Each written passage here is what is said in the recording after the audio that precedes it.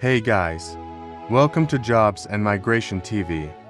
So, today's topic about the new changes announced in New Zealand regarding our visa category, which is called Accredited visa category. We will cover what are the new changes, what is this visa category, and who all are eligible to apply. So, if you are interested, make sure you watch the video till the end. And without any further delay, let's get into the video. Thank you very much for your support so far. May God bless you. Accredited require work visa. Why we are talking about this? First of all, New Zealand is inviting skill migrant, like skill people and skill migrants. So, if you are one of the people, those who are looking to migrate and looking to work abroad, this is a great opportunity. So, today we gonna tower.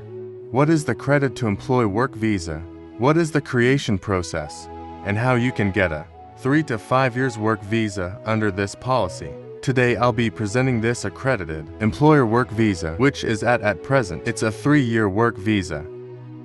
And a lot of people they have a question. What is the meaning of aggregatory or recreation? So guys, I would like to touch base. I would like to first of all explain. There are 4 types of major recreations for the New Zealand employers. So no. One is a standard aggregation. There is a small employer, those who are only looking for up to 5 people, migrant workers to work for their companies. They can apply for the standard aggregation. They have to make some requirements. They have to be good in meeting with the immigration laws and labor laws of New Zealand. So they need to give the declarations that they are not problematic. They are not basically exploiting migrants. They don't have an history of that, and they will train the people. They will provide support to the people. Those are coming from overseas, and they will not take any money from them to offer them a job. So these are some conditions. So second type of aggregation is high wall aggregation. It means if there is a major, bigger company, and they want maybe say 200 people to work for them, they can apply for a high wall of aggregation, and they can get people from overseas. The third type of aggregation is franchisee aggregation. So, if there is an employer which is having a franchisee business, maybe a cleaning business, or a fast food business like KFC, McDonald's, Domino's, Pizza Hut, any of those, and if they need people from overseas, even crew members who work in the pizza shop or burger joint, they can also advertise, and they can get people from overseas to work for them. And the next one is triangular party agreement. So basically, there are some employers, they are getting a triangular party aggregation. What's the meaning of that? The other blueprint companies, you're hiring people and placing them with the third party. It means employer will be somebody else, but you'll be on a different payroll, but you're controlling. Employer would be a third party. So, before we proceed further, I want to take this opportunity to introduce you to a new tool, which is going to blow your mind, because this amazing tool helps you create amazing presentations, flowcharts, mind maps, and many other things through their AI-generated technique. So, the name of this tool is EdrawMax. So, let's have a quick demo. Once you download EdrawMax, you will see a screen like this, where you will have all this option. Simply go to Basic, and here you can see all the options to AI, like flowchart, mind map form, and others. Simply click on Create New here, and click on this AI chat box.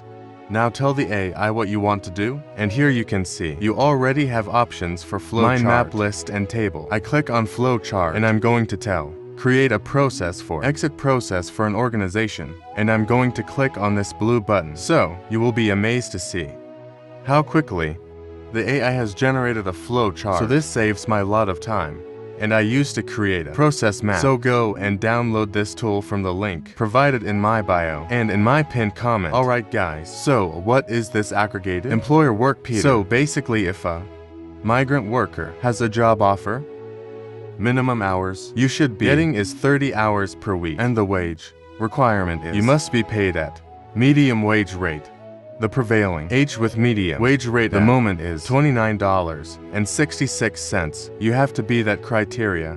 There's a sector arrangement. So for construction and hospitality, for seafood industry, so there are some exceptions. So, if you are working in hospitality, the employer can pay you little less as well. If you're working in the healthcare sector, care workforce, they can pay you little less. So basically, immigration is helping those sectors so that they can get the highly skilled people from overseas. So guys, The process. It's sometimes confusing. You need to have a clear understanding that how can you get this aggregated employer work visa. So basically starts with the employer applies for the employer recreation, which I already told with you, and then the second stage, the job check stage. So employer, after getting the creation, they need to advertise a position for at least 14 days. They need to consider the local New Zealanders and citizens of the country. First of all, it's their right to have that job, and if the employer can't find a suitably qualified person in the country, they can offer that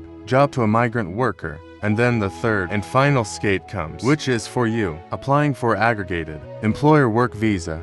At the moment, this visa is given for 3 years, but soon from November, this visa will be converted to a duration of 5 years, and the people, those who currently hold a 3-year visa, they will be able to apply for a 2-year extension. So guys, as you can see my screen, any occupation, so I would like to emphasize on that. For this a visa, you can be in any occupation. You can be a laborer with no qualification, no skills, and no English. So you do not have provide the IELTS score to be able to apply for this visa, but only you have to be the health and character requirement. You have to be of a good character. It means clean police regard and good health. It means no communicable disease or disease which can cause significantly to that country. Maximum continent stay period. For accredited employable visa, as I said, from number 2023, the maximum stay is gonna be 5 years, which is currently 3 years. These are some changes, and now I'll be on the next option. What is the way forward? It means once you get this accredited employer work visa, what you can do after how you can settle down in the country. So guys, if you look at it, you have 3 or 4 pathways. Basically no. 1. Part 3, applying for the simplified residence policy, which you have already covered in our previous video. You can click on that link and you can have a look. So there is a 6-point system, which is gonna kick in on 9th of October 2023. After that you get a deploy work visa. You're already having a job offer. You can apply for residency under that policy. Or the second option is if you are working in a green list parkway. I share a story with you. One of our clients, they enter the country on a student visa and a spouse-dependent visa, and their work from working at sector. They entered and they found a job in its sector of New Zealand as a software tester. So as soon as they found the job, we applied for their straight to residence visa. And within 6 weeks, they got the residency. So 4 to 6 weeks is the standard processing time. So it's a great option for you. If you want to explore more about this, talk to us and we can guide you. So if you have a Tier 1 job, it means there are as occupations, which are divided into Tier 1 rules and Tier 2 rules. So if you have Tier 1 qualifies you for the straight to residence, there are some criteria which you have to meet for the qualification, experience, and the wagering. So we can talk about those in more detail. And the second thing is Tier 2 rule. If you are finding yourself in the Tier 2 rule, then you have to gain 2 years of relevant work experience in New Zealand, and then you don't have to prove anything straight away. You get the residency, only with a good character and good health requirement. And then last, and the foremost thing I would like to cover here, the Care Workforce and Transport Sector Agreement. So, what's the meaning of that is, New Zealand is losing a lot of health professionals to Australia and other countries, so they want to fulfill that requirement and attract healthcare workforce to the country.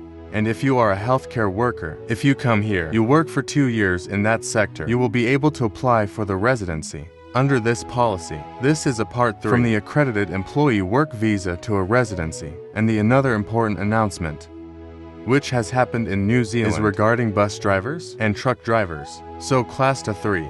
For 5 licenses, if you have a heavy license, you can apply for a transport sector agreement. Pathway to residency. So, you need to work for 2 years and you have to get paid around $48 an hour, and then you can apply for a residency. Last thing is, as I just covered, so Sarika. These are the pathways. These are the 3 pathways which people can take after gaining accredited employer work visa, skill migration, residence park, green list parkway, and the Care Workforce and transport sector agreements. But this is about accredited replier. Sorry. Got any questions for your audience? I'm very happy to cover. So thank you very much, Victor. I have to ask you one question because I get this question very often whenever I post New Zealand video. So, it's legally allowed for anyone to change their tourist visa to a work visa in the UK. Is that correct? Yes, Erica, this is happening. A lot of people are doing things here now. 1. A lot of people that are coming here on a student visa or a visitor visa, if they find a job offer and the employer has done the job check stage, it means they are accredited and they have done the job check. By all means, this is correct. We are converting a lot of those visas, visitor visas, into accredited employer work visas. So there's no problem with that. And another important aspect of that is, during the job check process, an employer can declare that they intend to hire a family member as well. So, we have seen hundreds of cases here, where a family member is visiting the family in New Zealand and they are applying for their work visa and working from the visa. So to things which are learned that legally you are allowed to convert your tourist visa to any work permit if at all you fulfill those criterias. And then second one is a related salika. So, if say for example, there is an employer. So, if your brother is running a company in New Zealand and if they are working from home, or even like small-scale business, in the job check stage, we are declaring to the immigration, New Zealand, we are telling them that we intend to hire my brother. Yeah, so that's also acceptable. And we managed to get a lot of visas for the family members. Good. So looks like New Zealand is an interesting or attractive country now for lots of people to move there. And this is the right time because of all the immigration changes are moving in the positive or the right direction, and which is more attractive for any migrant while looking to move abroad, right? Yes, sorry God, because COVID has changed a lot of things, and border closures, and the brain drain. You lose a lot of scale. People to Australia for the better wage rate. People get it round $2 to $5 an hour extra sometimes. So that's why there is a lot of vacuum space. There is a hollow space New Zealand in the skill market. So I encourage all of our audience, if you are intending to go abroad on a world visa, please try this policy out. So any of you, if you got any question for Victor, you can leave your comments below, or also you immigration@gmail.com. Again, I'll provide all the details in my description, also on the pinned comment.